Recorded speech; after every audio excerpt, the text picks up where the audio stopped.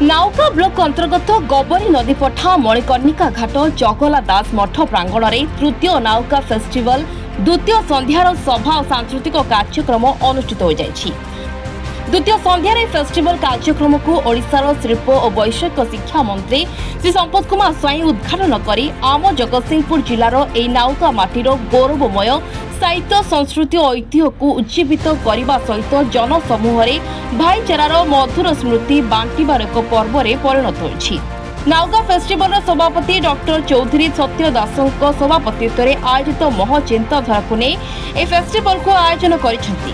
उद्यम चेष्टा को अतिथि माने भूयसी प्रशंसा करथिले। कार्यक्रम प्रारंभ में फेस्टिवल संपादक धनंजय परिचा संपादकीय विवरणी पाठ करथिले। सम्मानित अतिथि भाव जगतसिंहपुर विधायक श्री अमरेन्द्र दास वक्तव्य प्रदान करी नाउगा माटीर श्री त्रिलोचनेश्वर मंदिर 1200 शताब्दीर प्राचीन मंदिर ऐतिह्य विषय बखाणिबा सहित अन्य विशेष भाषण देथिले। सत्य बाबू को पैसा समस्त रोजगार कर किंतु लोकों को सम्मान दबा लोकों को गोटे व्यवस्था भीतर आनी एकजुट करबा पाई फेस्टिवल रो जो मन बड़ दरकार इच्छा शक्ति दरकार डॉक्टर सत्य बाबू को पाखरे जो कथाटी अछि ए नाउगा अंचलवासी आपन को सब दिन मन रखिबे आपन ए छोट व्यवस्था भीतर आज तृतीय वर्ष रे पहुंचे सारलेनी प्रयास आगामी दिन रे नाउगा महोत्सव एक ऐतिहासिक महोत्सव आगामी दिन रे हबो एथिरे दिमत नाही हमर सहित एवं अन्य झामु यात्रा सबठारु देवी दलर पुराना झामु यात्रा गारेई रथ यात्रा परवर्ती पर्याय रे हमर होची बाली यात्रा विभिन्न क्षेत्र माने आज एठी एवं परवर्ती एबे तिरुना रे टेक्टोइठारे धनु यात्रा एबे आउ गोटे फर्द जोडी हेची हमर नाउगा महोत्सव ये गोटे यात्रा रे परिणत हेछि तो आपण व्यवस्था करितबारु आपण को बहुत बहुत धन्यवाद एवं कृतज्ञता ज्ञापन करूछि। रुद्धिमत करिबा पई निश्चित भाव रे सहायक हो सरकार रे अभिमुख्य अछि जो माने शिक्षा अस्मिता को घरे घरे पहुंचेबा पई ये साहित्य क्षेत्र में संस्कृति क्षेत्र प्रोत्साहित जो माने सुनाम धन्य व्यक्ति माने असंति तांको आपण आनी मंच रे सम्मानित संस्कृति ता भीतर अन्यतम श्रीमती छबिरानी पति महोदय जे विशिष्ट लेखिका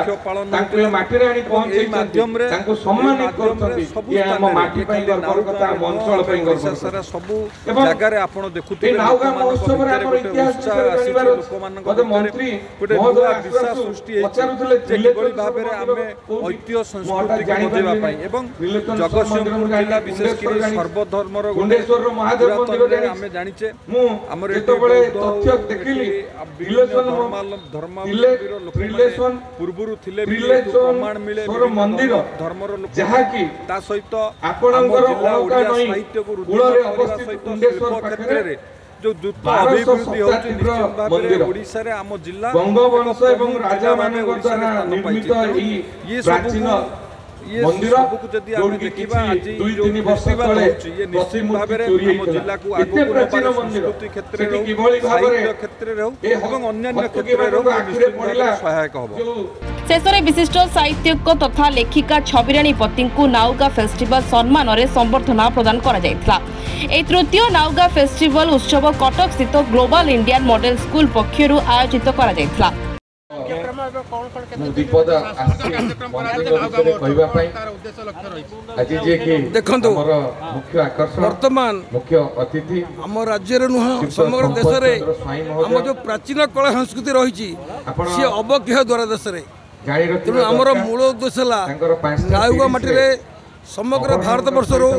समग्र ओडिशा विभिन्न प्रकार राज्य विभिन्न प्रकार सांस्कृतिक कलाकार आणबो ये कला प्रदर्शन करेंगे। तेणु भारतनाट्यम कथक कुचिपुड़ी मणिपुरी ओडिसी संबलपुरी अन्य नृत्य जहाँ रही लोक नृत्य जहाँ आज अवक्षय द्वारा देश में लोक मैंने देखिए निश्चित उपभोग करेंगे कारण आजिकल युवपीढ़ी देखुना केवल तेणु ता छड़ा नाउगा अंचल जो बरपुत्र अच्छा विभिन्न विभाग में उल्लेखनीय अवदान रही प्रतिभा को स्वीकृति कर पुरस्कृत करूँ सी उद्देश्य ता छड़ा जो दुष्ट अवहेलित कलाकार କଳା ପ୍ରତିଭା ଅଛି କିନ୍ତୁ ଅଭାବ ଅନାଟନରେ ଦିନ କାଟୁଛନ୍ତି ତାକୁ ମଧ୍ୟ ଆର୍ଥିକ ସହାୟତା ପ୍ରଦାନ କରିବ। ବିଶିଷ୍ଟ ଅତିଥି ଭାବେ ସାହିତ୍ୟିକ ଲେଖକ ଇଞ୍ଜିନିୟର ଡକ୍ଟର ପ୍ରଭାକର ସ୍ୱାଇଁ ବକ୍ତବ୍ୟ ରଖିଥିଲେ। ଉପସଭାପତି ଲଳିତ ସାହାଣୀ, ସଂଗଠନ ସମ୍ପାଦକ ମନୋଜ କୁମାର ନାୟକ, ଦେବଦତ୍ତ ଦାସ ସମ୍ମାନିତ ଅତିଥି ଥିଲେ। ବାସୁଦେବ କଳା ନିକେତନ କେନ୍ଦ୍ର, ବାଂଶ, କଲିକତାରେ ନୃତ୍ୟ ଗ୍ରୁପ, କଟକର ନୃତ୍ୟ ଶୈଳୀ ସାଂସ୍କୃତିକ ଏକାଡେମୀ, ଶିଳ୍ପୀ କଳା ନିକେତନ, ଓଡ଼ିଶୀ ନୃତ୍ୟ, ଛଉ ନୃତ୍ୟ, ପୌରାଣିକ ଓ ଶାସ୍ତ୍ରୀୟ ନୃତ୍ୟ ସାଂସ୍କୃତିକ କାର୍ଯ୍ୟକ୍ରମରେ ଝୁମିଥିଲା ମଞ୍ଚ। ବହୁ ସଂଖ୍ୟାରେ ଜନସମାଗମ ଦେଖିବାକୁ ମିଳିଥିଲା।